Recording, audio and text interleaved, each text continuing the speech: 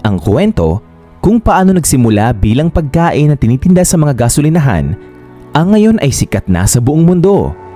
Ito ay walang iba kung hindi ang KFC. Ano nga ba ang naging sikreto sa kanilang asenso? The Life of Harland Sanders. Bago pa man makilala si Harland Sanders bilang si Colonel Sanders, matatandaang nagdaan muna ito sa ilang mga pagsubok bago niya tuluyang makamit ang tagumpay. Si Harland Sanders ay ipinanganak noong Setyembre 9, 1890. Siya ay mas matanda ng 12 taon sa nagtatag ng McDonald's na si Ray Kroc na ipinanganak noong 1902. Lumaki si Harland sa Indiana at sa murang edad ay namulat ito sa kahirapan dahil sa biglang pagpanaw ng kanyang ama nang ito ay magkaroon ng lagnat. Naiwan sa kanyang ina ang lahat ng responsibilidad. Naghanap ito ng iba't ibang trabaho upang mabuhay si Harland at ang dalawa pa niyang kapatid. Habang wala ang kanyang ina, ay naging responsibilidad na ni Harland ang magluto at mag-alaga sa dalawa pa niyang nakababatang kapatid. Upang makatulong sa pamilya, nagtrabaho siya sa edad na 10 taon bilang isang katulong sa isang sakahan. Kumikita siya doon ng $2 sa loob ng isang buwan. Hindi sila nagkaroon ng magandang relasyon ng kanyang pangalawang ama, kaya naman sa edad na 12 taon ay umalis siya sa kanilang tahanan. At sa sumunod na 3 dekada, iba-ibang trabaho ang kanyang pinasok. Noong siya ay nasa 15 taon, naging kolektor siya ng pamasahe. Noong 16 na siya, pineke niya ang isang dokumento na nagsasabing pwede siyang sumali sa army at ipinadala naman siya sa Cuba. Ngunit makalipas ang 3 buwan ay pinaalis din siya.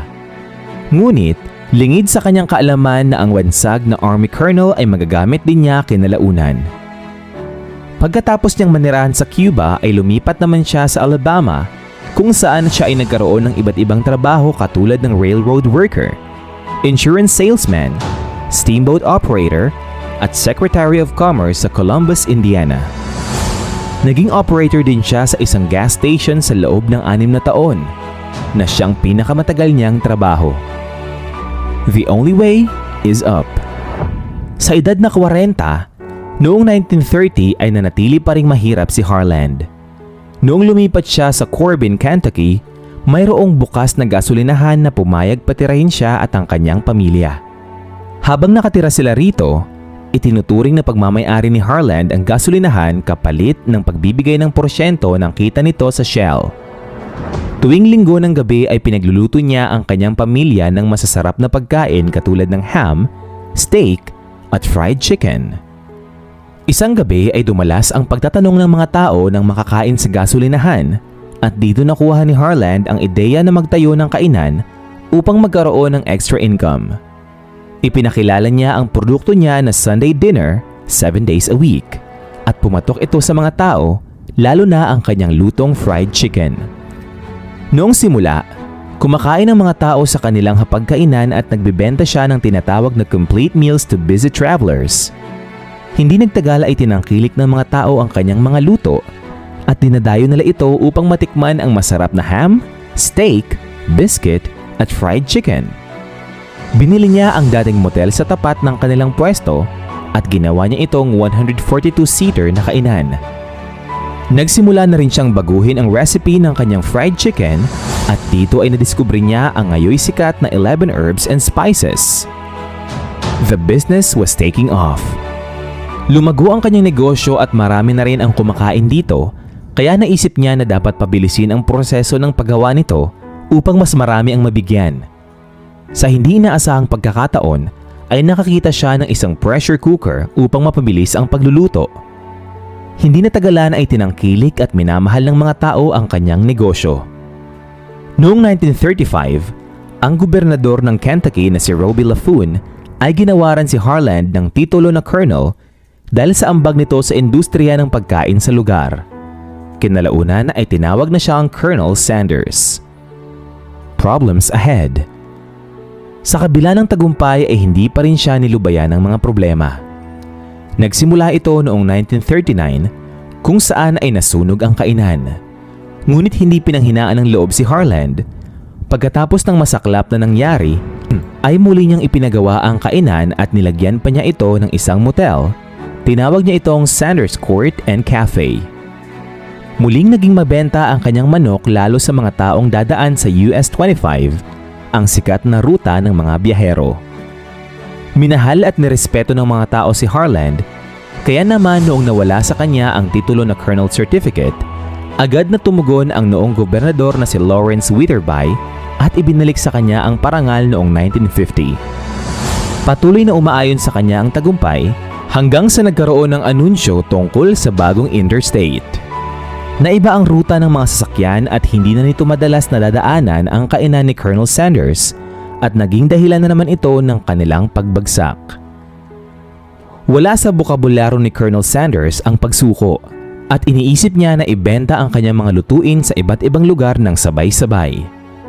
At sumapit ang taong 1952 kung saan siya ay 62 taong gulang na, ibinenta niya ang kanyang restaurant. Habang nalalapit na ang kanyang pagreretiro, ay gumawa siya ng paraan upang magkaroon ng tinatawag na passive income. Nakipag-usap siya sa mga restaurant na gamitin ang kanyang recipe kapalit ng maliit na komisyon. Noong panahong yon ay natutulog lamang siya sa kanyang sasakyan at malapit na namang bumalik sa kanyang kinagisnan, walang iba kung hindi ang kahirapan. Noong parehong taon, ang may-ari ng Jew Drop-In sa Salt Lake City na si Peter Harmon ang unang tumanggap ng kanyang proposal. Ang Salt Lake City ang kauna-unahang syudad na nagkaroon ng Kentucky Fried Chicken franchise. Taong 1959, umabot ng halos 200 bagong franchise ng Kentucky Fried Chicken sa buong United States at Canada. At noong panahong yun, masasabi ng isang ganap na matagumpay na tao na si Colonel Sanders. Simula noon, hanggang siya ay namatay noong 1980, palagi siyang makikitang nakasuot ng puting damit, itim na laso at puting bigote. Sinasabing mayroon siyang 2 damit, isang makapal na tela para sa taglamig at isang magaan na tela para sa tag-init. Missing his brainchild. Taong 1964 ay ibinenta niya ang kanyang Kentucky Fried Chicken na kumpanya sa halagang $2 milyong. Sa ngayon ay katumbas ng $15 milyong. Subalit, nanatili pa rin siyang muka ng Kentucky Fried Chicken hanggang sa huli niyang hininga noong 1980. Sa halos buong buhay niya, ipinakilala niya sa tao kung ano nga ba ang lasa ng masarap na Kentucky Fried Chicken. At hindi siya nakontento sa lasa nito at binibisita niya ang mga lugar upang husgahan ang lasa ng mga luto dito. Hindi niya itinanggi ang pagkadismaya sa lasa nito at dumating sa punto na kinasuhan siya ng KFC ng libel noong 1978. Sa kasalukuyan, patuloy pa rin ang tagumpay ng KFC at mabilis na lumago ang negosyo at nakarating ito sa iba't ibang panig ng mundo lalo sa China. Dumating sa punto na natatalo na nito ang mga lokal na kainan sa lugar. Ang mga sikat din nito na kakumpetensya kagaya ng McDonald's ay nagsisimula na ring magbenta ng mga fried chicken, sandwiches at nuggets. Ngunit noong 2015, nagsimula silang buhayin muli ang nasimulan nila. Parte na rito ang pagsasaayos ng mga kainan, pag-iensayo sa mga trabahador, at isang summer advertising campaign na tampok si Darrell Hammond bilang Colonel Sanders. Ginagawa nila ang lahat upang manatiling isa sa mga nangunguna sa industriya ng pagkain sa tulong ng mga marketing campaigns. At hindi naman sila nagkamali sa kanilang estratehiyang ito at nanatili pa rin sila sa industriya. Kaangat! Ano ang masasabi mo sa ating nakakamanghang topic ngayon? Lubos ka bang namangha sa tiyaga at dedikasyon ni Colonel Sanders? Na-inspire ka ba sa kanyang istorya? Naunawaan mo rin ba na mahalaga ang determinasyon upang makamit ang pangarap? At pinatunayan ni Colonel Sanders na hindi hadlang ang edad sa pagkamit ng tagumpay. Aantayin ko ang sagot mo sa comment section.